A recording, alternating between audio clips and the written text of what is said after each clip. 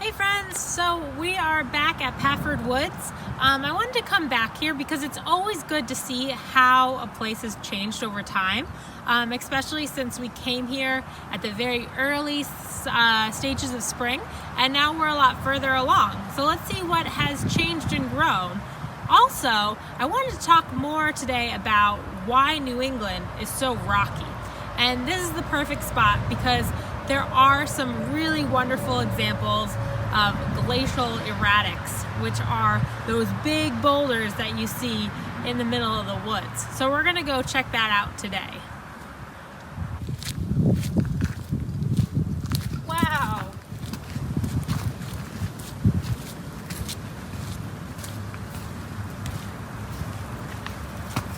Friends, check this out. This is wild. Before this was all brown, we only saw a few small skunk cabbage leaves and other leaf forms, and now it is all green and lush.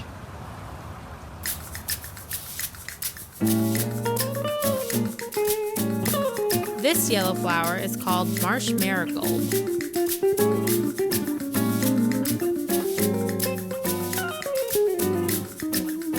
Can you spot the difference between the skunk cabbage and the false hellebore?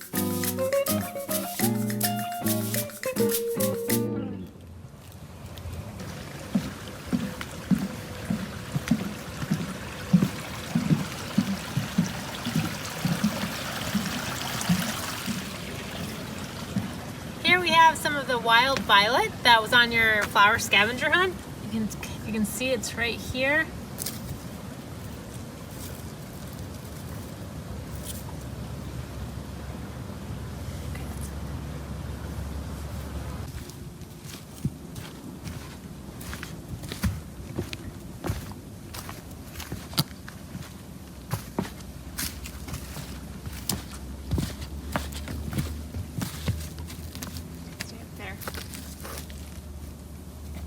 So as you can see, New England is a really rocky place. So why is New England so rocky? Well, first of all, I want to point out this beautiful rock wall. This land used to be a milk farm, and so that's why we have this historical rock wall. But then if you look at the ground, it's just covered in rocks. So the reason why New England is so rocky, it actually all starts back around the Ice Age time. Before the Ice Age, the soil was rich and clay-based and a lot softer. And then at the end of the Ice Age, it became a lot stonier and sandier. So during that Ice Age, the Ice Age started up in around Canada, northern Canada, and it grew and it kind of pulsated and it worked its way down to New England.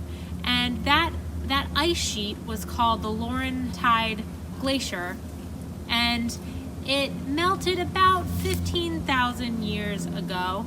And that ice sheet, its pulsation, its melting, it really took up all the soil that was on the ground.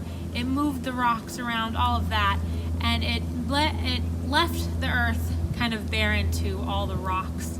And then as time went on, the weather warmed up a little bit more.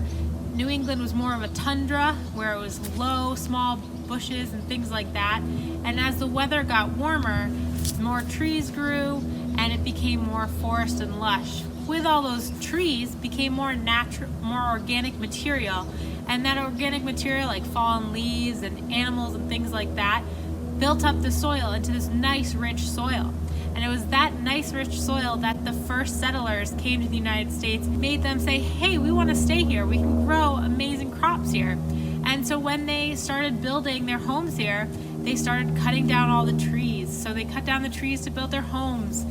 They cut down the trees to make farmland. They cut down the trees for firewood because the winters were much colder then. So over time, they worked the soil so much and they exposed the soil to the cold winters. And exposing that soil to the cold winters actually made the ice get deeper and deeper into the ground, and therefore actually brought the rocks up to the surface. So every springtime, the farmers had to harvest the rocks that appeared over the winter time. And they would pile them up in their corners of their farms eventually it became popular to make these rock walls. And as you can see, over time, the more we've used our land, that's why New England is as rocky as it is today. So this is what I meant when I talked about, at the very beginning, glacial erratic rocks. So when I was talking about the Ice Age and those big sheets of ice picking up rocks and soil off the ground, they would actually pick up these giant boulders, and it would suspend in the ice and freeze and move with the icebergs while they moved around. And then eventually, when the ice started melting, the rocks would slowly be let down and just dropped where they were. And so that's why we have these big boulders that we love to climb, which are so much fun. So here's another example. This one, though, you can kind of see has these big cracks right down the sides, and that is a great way to show just how the icy cold winters and water freezing and expanding and then melting affects the rocks and affects nature. Because this was probably once one big boulder, but there could have been a slight crack in it, and then one really cold winter, water could have slowly trickled into the rock and froze. And like I said before, when water freezes, it expands, so it kind of pushed the rock away from itself. And then in the spring, it all melted and it left a cracked rock. Now these are really big cracks, so I'm sure this probably happened over a long period of time, but you kind of get the idea when looking at it. Also, I'm noticing that there's some nice lichen on this rock, and there's even some moss on this rock.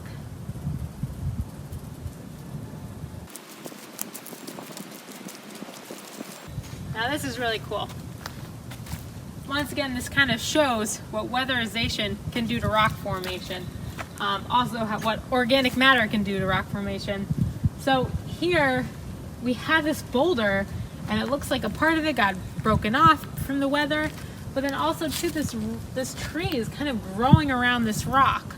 So the only thing that I can think of is either the tree kind of probably grew up next to this rock and started growing around it. But then also too, if you look over here, there are even some tiny plants that are growing in this crack in this rock. And the crack in the rock has the soil in it, and all these tiny plants are in there. So if a tree seed fell in there and started growing in there, a tree could start growing in between this rock. So sometimes we see that in the forest where we'll see trees going out of rocks, and that's because of, once again, water trickling in to the cracks in the rocks, and then the wintertime, the water freezing, turning into ice, expanding, breaking up the rock, and then leaving this opening for organic matter to start growing in. It's pretty neat. Here's my nature journal for this day's outing. As you can see, I captured the different growth in the marsh area. I got the skunk cabbage, false hellebore, and the marsh marigold, and made a note about where I discovered them. I also drew the glacial erratic with weatherized cracks in it.